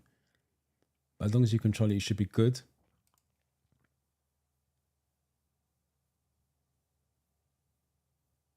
Yeah, the app is repetitive, and that's the reason why you can fall into the trap memorizing it. You just don't know it because you think, yeah, I'm starting to understand it, but sometimes the brain just sees the same thing over and over. It doesn't take any more information. Don't put no context. If you watch my videos, even there, I try to add context to it to make you fully understand. It's same again. If you was here at the beginning when someone asked me about the clutch, it's easy for me to explain it, but when I whip out the app, it makes life a lot easier and it gives you more context behind it. Me, I'm about understanding. If you understand it, doesn't care where it puts you.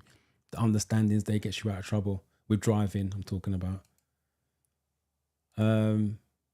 Test is with next with 3:30. That's another thing. I've not talked about this for a while. Because again, when students in the camp talk to me about booking ferry test, if you are a morning person, ideally you want to book your test in the morning. If you're an afternoon person or an evening person, you want to book your tests in the afternoon or evening. Because if your brain doesn't wake up until after 12 o'clock, you really don't want to be booking your tests before morning. I know work, college, uni, whatever you guys do can be restrictive. You only get a certain time off of the day, so you can't always book it when you want. But ideally, with a driving test now, that's totally different. You really got to take what you can get. But back before the way it was, if my pupil was a morning person, we booked it in the morning. If it was an afternoon person, we booked it afternoon. And it's the same thing with the theory test. With our students, unfortunately, they're doing an intensive course. We book their theory tests for normally 5 o'clock on a Friday that following week. They are a little bit fatigued, but they are using the theory in the boot camp and live while they're driving that week. So the success rate is a lot higher with that. But like I said, if you're not a morning person, you don't function in the morning, try to avoid the morning. So hopefully you are a afternoon person and that goes well for you. Right. Let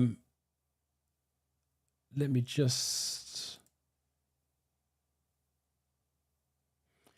I recommend, if you don't understand the question, type it into AI or Google it.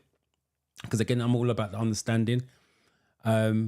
Use the tools, it's there for you. It's not cheating. When you guys are at home and you're practicing and you're studying, that's not cheating.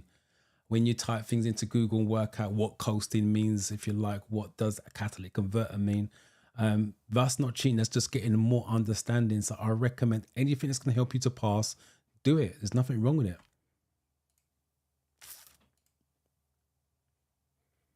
I'm trying to test books in August and still struggling to have.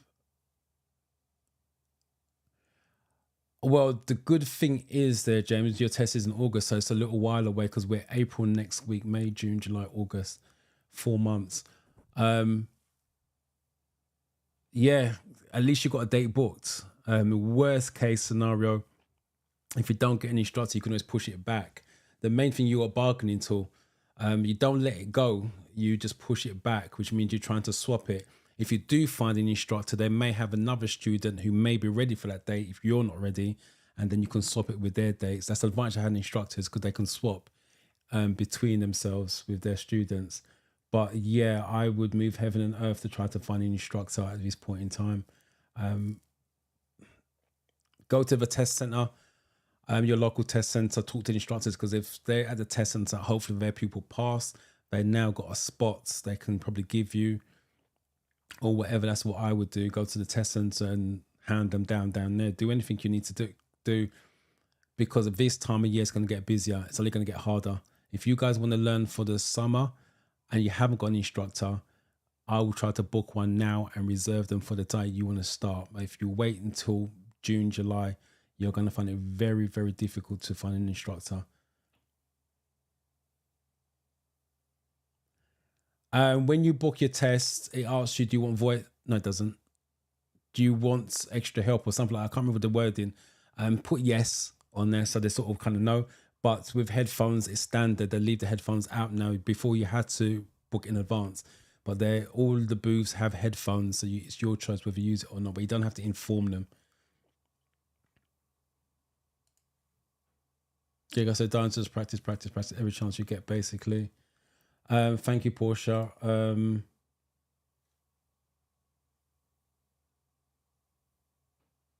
Yeah, I remember your name.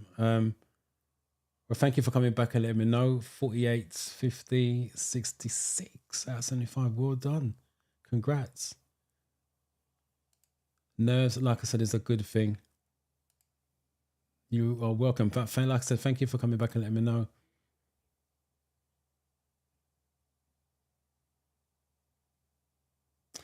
Yeah, I'm not a big fan of the DVSA explanation. It's bog standard textbook information, but you have to start somewhere. Go with that. Like I said, you can still Google and get more information, more context on it.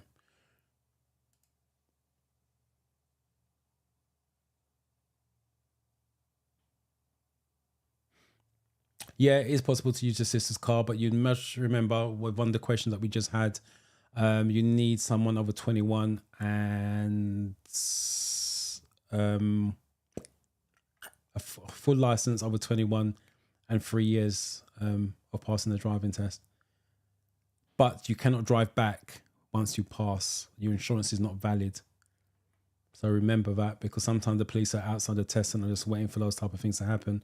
So if you pass your test in your sister's car, you cannot drive back. All right, let me quickly do, no problem, Aidan. Thank you for being here, because if you're not here, I wouldn't be here now. Let me do a hazard perception. First of all, let me quickly explain what hazard perception is. 14 videos, 13 of them have single hazard, one of them's got double. You're looking for anything that's going to cause you to slow down or change direction, because it's the equivalent of you checking the mirrors. For those of you taking driving lessons, when you see a problem, you should be clicking, i.e. checking your mirrors. So if you're going to move left or right, it's got to be main mirror because it's in pairs, and then your left door mirror. If you're moving to the right, it's main mirror, right door mirror. And if you're just slowing down, it's your main mirror. So the videos you're watching, it's training you to check your mirrors. That's what the click is about. Now, it's not about seeing, it sounds weird, but I'm going to say it still. Congratulations on passing, Francisca. It's not about seeing the hazard, it's about getting a score. You can see the hazard all day long, but if you get a 0, it means nothing. So it's about getting a score. Yes, see the problem, but the main thing is getting a score for that problem. And the way you want to do it is go for two click method, i.e. you click once when you see the problem, and then you count 1, 2, and you click again. Literally that speed. Don't go 1, 2. It's 1, 2, and then you click again. Now, if the first click lands in the 5, then the second click lands in the 3, you will still get the highest mark. They will not downgrade you. But if the first one landed in a 0, as in too early, and the second one lands in the 5 or the 4, you've got a score. But if the first one, if you only clicked once and the first one landed in a 0, then obviously you get a 0. So like I said, it's not about seeing the problem, it's about getting a score.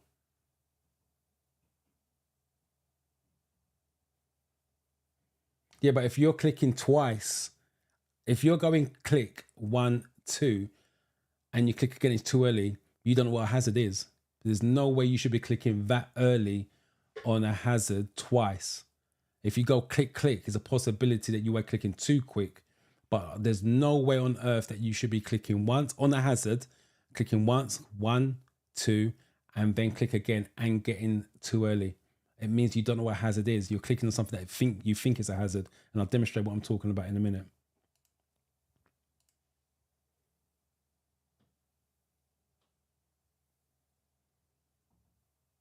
First of February.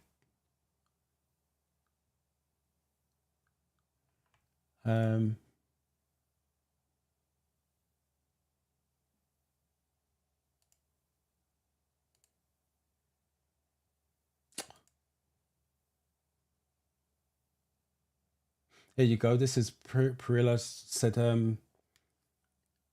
did roughly 2 hours every day. So she'd done 2 hours every day, fine, which is no problem. So I passed my theory test on my first try. The questions were tricky, but I used your tactics of answering questions. I did it, and I'm thankful for you make studying easy.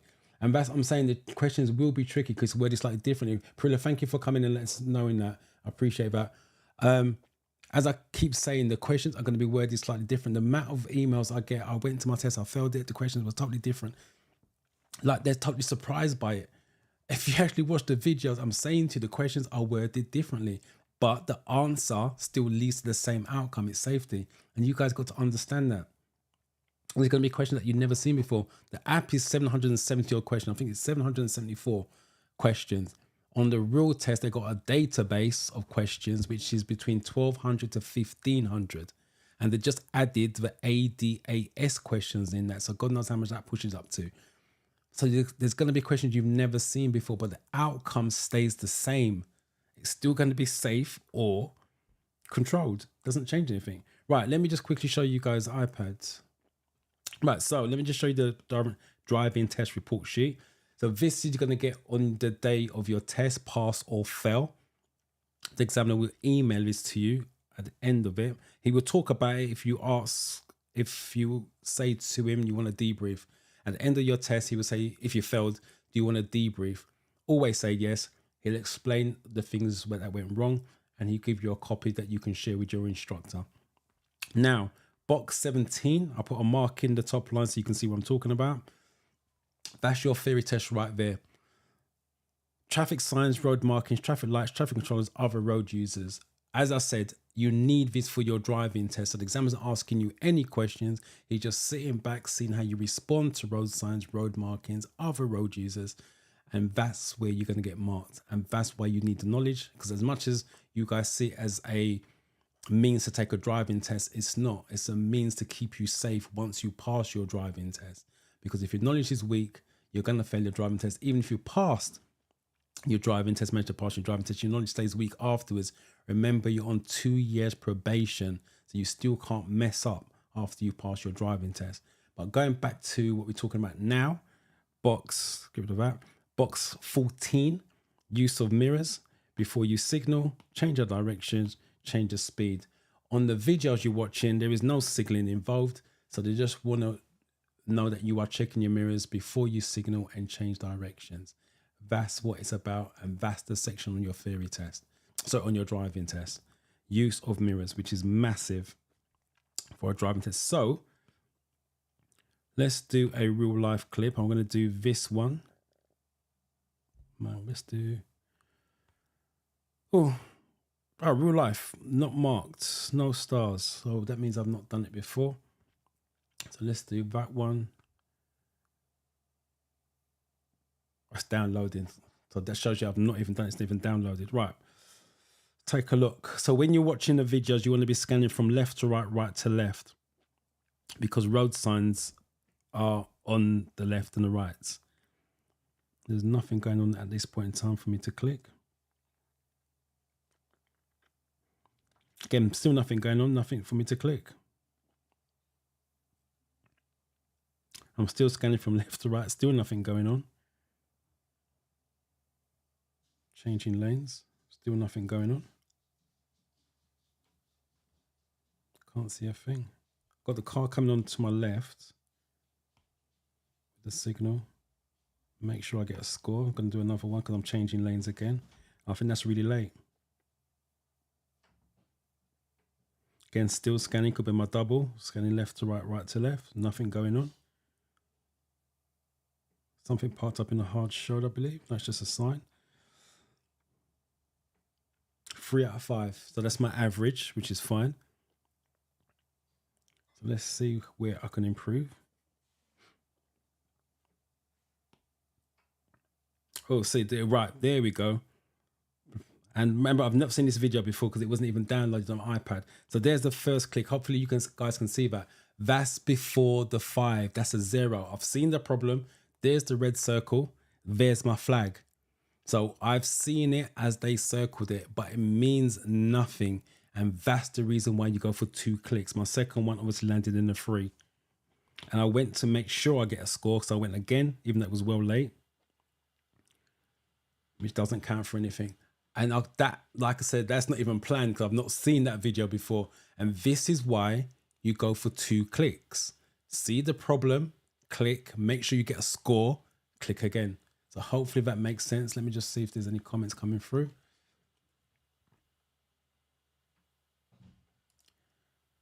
I'm a drinker. I learn under the influence mostly.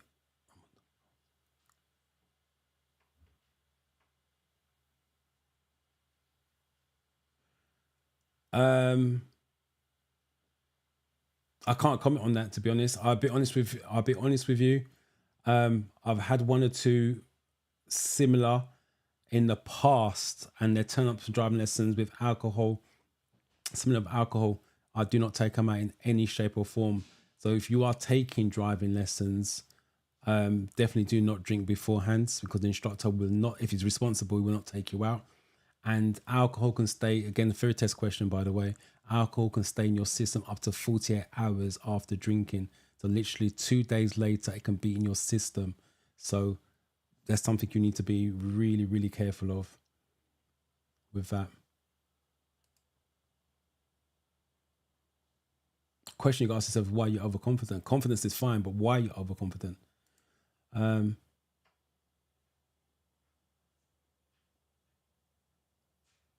That's fine. Hopefully that helps.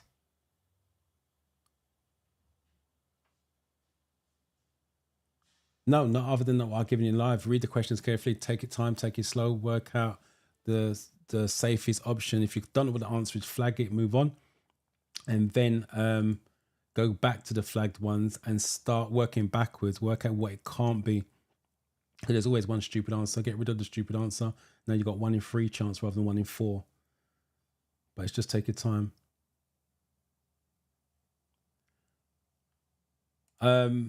You're saying, no, I'm not that bad. I'm a home person.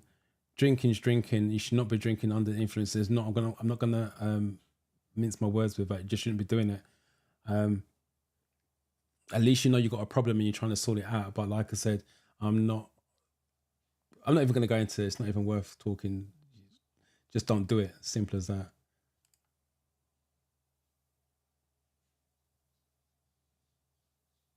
That's fine. You do what you need to do. Happy Mother's Day to all the mothers out there. Right, let me do another demonstration.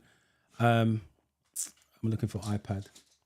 So let me do another one that I've not seen before, because there's no stars on these ones. Just show you that I'm not cheating. I'm just like you guys. I can still get a 0 as well. There's another one. Let it download. So you can see it downloading. Not done it before. Not seen it before. Another motorway one. These are real life clips. When you go for the real test, it will be CGIs. So it's going to be a lot clearer. And obviously you're doing a bigger screen. Again, I'm still scanning from left to right now I'm talking. This is going uphill as well. Again, still scanning from left to right. Can't see nothing going on.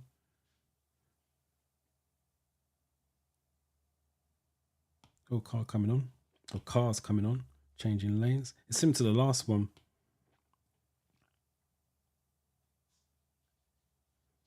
Could have seen it sooner? That's the question. Can still keep checking just in case it's your double.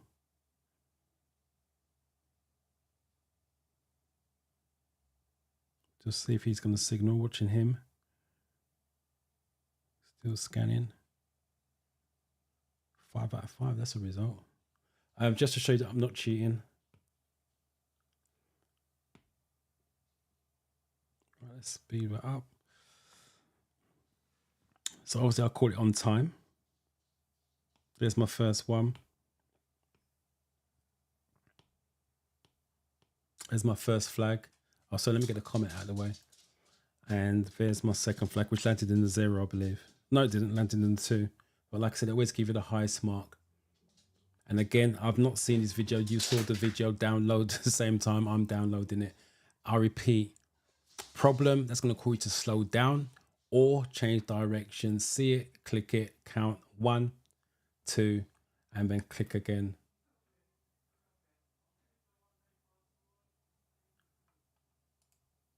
Francesca just saying study.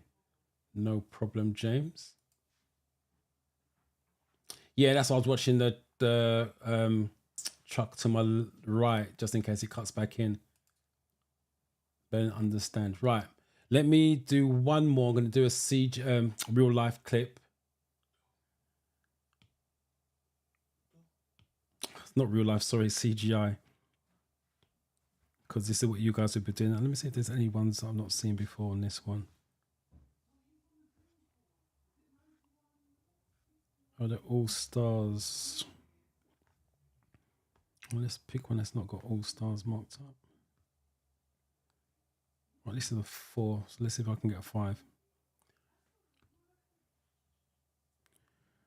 Right, so again, scan from left to right, right to left. Triangles are warnings. What's it warning me of? Animal in the road, just like a deer. So, scan. Look left to right, right to left. Again, don't see, there's a pedestrian on the left, but there's not a problem for me because they're well on the left-hand side past the grass verge. So it's not a danger to me. If it was very close to the edge, then probably I would click. Again, looking ahead, cyclists, click again. And as I get close, I'm going to click again because I'm slowing down. Cyclists are a bit quick, to be fair. And maybe a 0. Again, keep looking just in case it's your double. Lights are green, can turn to red at any point. So just with you checking, I can click on that as well. Because if it turns to red, I need to know it's safe to slow. Oh, 5. I'm on form. Right, so let's see where I actually click to get the 5. Right there, there's my first one. And then the second one landed in, it's like a 4. And again, like I said, you'll get the highest mark. As soon as you see the problem, click 1, 2, click again. Try to rack up a score. Treat it like a game, high score, whatever it is, to get scores. That's all it is.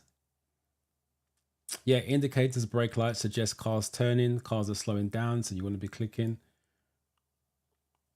Real life clips are poor quality. I do admit that. When it used to be all real life clips, so let me come out of this.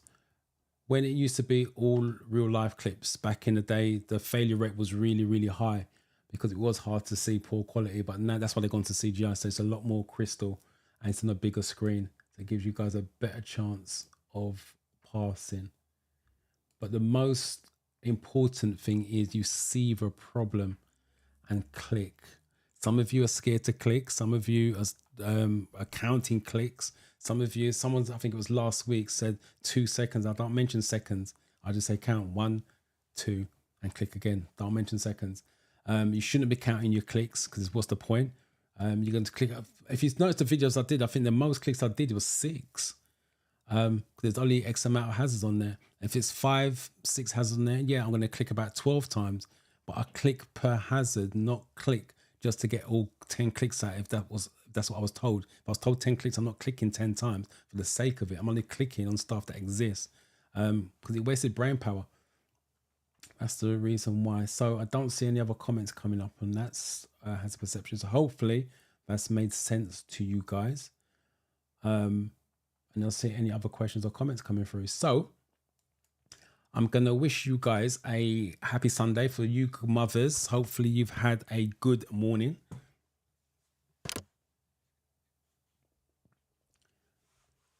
Aiden, I see your comment. I'm going to answer that in a minute.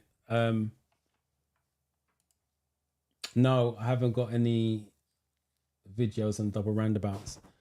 Unfortunately, I'm assuming that you got double roundabouts of where you live. Is probably why you're asking the question. That's something you need to sort out with your instructor.